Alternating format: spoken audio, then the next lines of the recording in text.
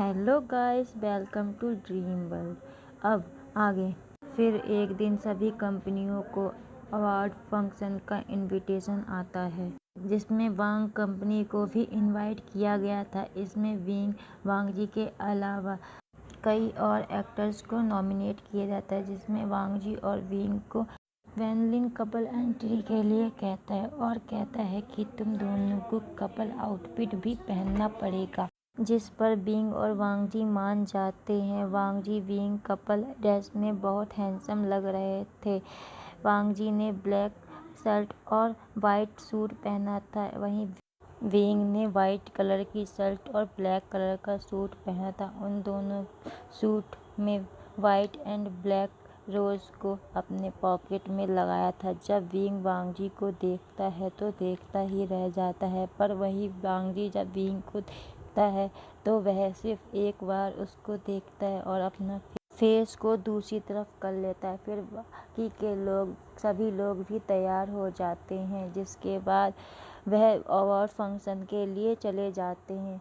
Award function में सभी company के लिए इनवाइट किया गया था, जिस वजह से सभी कंपनियों के सीईओ और उन कंपनियों के स्टार जिन्हें इनविटेशन मिला था वह सभी उस अवार्ड फंक्शन में आते हैं। जिसके बाद अवार्ड फंक्शन स्टार्ट होता है, जिनमें सभी कंपनी के लोगों को नॉमिनेट किया था वह सभी लोग अपने अपनी जगहों पर बैठ जाते हैं। इसके बाद अवार्ड फंक्शन में विंग वांगजी के अलावा भी वांग कंपनी के कई सारे एक्टर को अवार्ड मिलता है, जिसमें वैन कंपनी इसके बाद कई सारी कंपनियों को अवार्ड मिलते हैं, जिसमें वैन कंपनी भी थी। इसके बाद एक पार्टी रखी जाती है, जिसमें सभी कंपनी जिन्हें भी अवार्ड मिला था या जिनके एक्टर्स को अवार्ड मिला था वह सभी इनवाइटेड थे। वांगजी और विंग इस पार्टी में भी साथ में ही आए थे, जिस वजह से वह एक साथ एंट्री लेते हैं। जिसके बाद विंग और वांगजी से मीडिया कुछ क्वेश्चन पूछती है, जिससे के ज़्यादातर जवाब विंग ने ही दिए थे। इस पूरी पार्टी में विंग वांगजी को ही देखता रहता है, जिसे काफ़ी लोग नोटिस कर रहे थे, पर जिसे उसे करना चाहिए था वह नहीं कर रहा था, वो है हमारा वांगजी। वांगजी अपने बिजनेस पार्टनर से बिजनेस की बातें करने लगा। इधर विंग के पास उसका ग्रुप आता है, जिसमें विंग वैंगजिन वैनलिन जंचा थे, जिसके में से जंचा विंग से कहता है कि वांगजी बहुत हैंडसम लग रहा है, तो विंग भी कह देता हाँ, जिससे सुनकर उनका ग्रुप हंसने लगता है। विंग एम्बैरेस हो जाता है। तभी वहाँ सब विंग से कहते हैं कि तुम वांगजी से अपने प्यार का इजहार क्यों नहीं कर देते, तो विंग कहता है मुझे नहीं लगता कि वह मुझसे प्यार करता है। यह बात सुनकर जंचा कहता है जब तक तुम कहोगे नहीं तब तक तुम्हें कैसे पता चलेगा कि वांगजी भी तुम्हें पसंद करता है या नहीं। विंग कहता है अगर वह मुझे एक दोस्त की नज़रिए से देखता होगा तो कहीं हमारी दोस्ती न टूट जाए। फिर विंग कहता है मैं वांगजी से अपने बर्थडे वाले दिन उसे प्रपोज करूंगा, जो कि 2 महीने बाद है। ऐसे ही कुछ समय बाद पार्टी ख़त्म हो जाती है और फिर सभी अपने अपने घर चले जाते हैं, पर वांगजी वॉशरूम में होता है और वहाँ का दरवाज़ा लॉक हो जाता है, जिस कारण वह से निकलने में वांगजी को बहुत वक्त लगता है, जिस वजह से पार्टी के ऑलमोस्ट सभी लोग जा चुके थे, पर विंग वहीं पर सो रहा था। इस वजह से वांगजी विंग को उठाता है और विंग से कहता है घर नहीं जाना है, तो विंग इधर उधर देखता है और कहता है कि क्या पार्टी ख़त्म हो गई है, जिस पर वांगजी हाँ में सिर हिलाता है। जिसके बाद विंग उठता है और वांगजी के साथ बाहर आता है और देखता है कि उसकी गाड़ी का टायर पंचर है, तो वह कैसे जाएगा। वह वांगजी से पूछता है कि वह वांगजी के साथ जा सकता है, जिस पर वांगजी उसे कुछ नहीं कहता और विंग को तो मौका ही चाहिए था वांगजी के साथ रहने का, तो वह इस मौके को कैसे छोड़ सकता था। वांगजी हाँ कर देता है।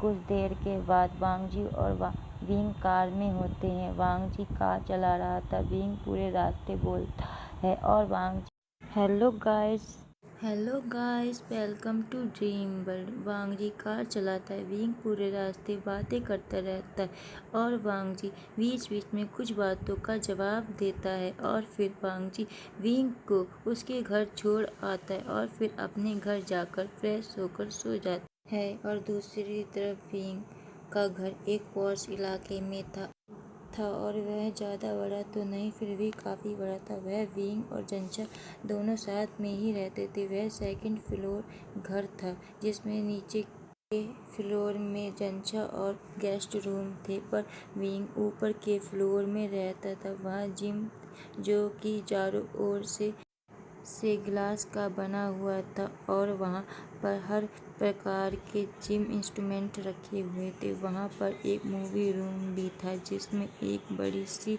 स्क्रीन लगी हुई थी और बहुत ही आरामदायक चेयर लगी हुई थी जिसमें पूरी रात लेट या बैठकर मूवी एंजॉय कर सकते थे। और वहीं पर एक और रूम था जिसमें मिरर लगा हुआ था जिसमें विंग अपनी प्रैक्टिस करता था। विंग अपने घर में जाते ही वो हर रूम में जंचा को देखता है जो कि फ़ोन चला रहा था। विंग कहता है तुम मुझे वहीं छोड़ आए। तो जंचा कहता है पर यह तो मैंने तुम्हारे लिए ही किया था जिससे तुम्हें और वांग जी को साथ में रहने के लिए कुछ और वक्त मिल जाए, और मैंने ही तो तेरी कार खराब की थी।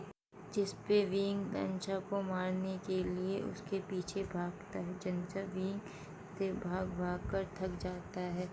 तब जंचा कहता है मैंने तेरी मदद करनी चाहिए और तू मुझे थैंक यू कहने की जगह मुझे पर गुस्सा हो रहा है। तो विंग कहता है मुझे सोता छोड़कर और मेरी कार खराब कर कर तूने मेरी कौन सी मदद कर दी। तो जंचा कहता है कि वांग जी ने तेरी मदद नहीं की। तो विंग कहता है हाँ की, और तूने उससे बात नहीं की। तो विंग कहता है कि तो उसने फिर तुमने उसके साथ समय भी बिताया। तो विंग कहता है हाँ, तो इसलिए तू मुझे वहाँ छोड़कर आ गया। और फिर विंग वहाँ से चला गया और अपने रूम में जाकर फ्रेश सो गया। इस बीच विंग और वांग जी बहुत अच्छे दोस्त बन गए थे। विंग ने कई बार वांग जी को प्रपोज करने के बारे में सोचा, पर फिर भी विंग वांग जी को प्रपोज नहीं कर पाता क्योंकि उसे हिम्मत ही नहीं हुई। पर फिर एक दिन वांग जी का भाई शिवुजन किसी एडवर्टाइज का मॉडल बनना चाहते थे, इसलिए वह विंग को अपने एडवर्टाइज का मॉडल बनाना चाहते थे। वह किसी काम से वांग जी के ऑफिस में आए थे। जिवुजिन पहले ही विंग के मैनेजर जंचा से बात कर चुके थे, जिस पर जिवुजिन को जंचा का बात करने का तरीका बहुत पसंद आता है, इसलिए वह पर्सनली इसी के रिलेटेड जंचा और विंग से बात करने आए थे। इसमें जंचा कोई अकड़ू नहीं है क्योंकि वह एक विंग का मैनेजर है, इसलिए उसे सभी से बहुत अच्छे से बात करनी पड़ती। और इसमें जंचा विंग के लिए कुछ भी कर सकता है, चाहे वह काम गलत हो या सही, क्योंकि जंचा विंग को अपना भाई मानता है और जंचा विंग के लिए कुछ भी कर सकता था। चलिए, यह तो जंचा का पॉइंट ऑफ व्यू था। अब आगे जब जिवुजिन जंचा को देखते हैं तो वह जंचा को पसंद करने लगते हैं और जंचा भी जिवुजिन को पसंद करने लगता है। पर वह चाहता था कि पहले विंग वांग जी के साथ सेटल हो जाए, फिर वह अपने बारे में सोचेगा। इसके बाद वह एडवर्टाइज के चलते कई बार एक दूसरे से मिलते हैं। जिवुजिन एक दिन जंचा को प्रपोज कर देते हैं, जिसका जंचा कोई आंसर नहीं देता, पर जिवुजिन कहते हैं कि तुम मुझे कल सोच कर बता देना।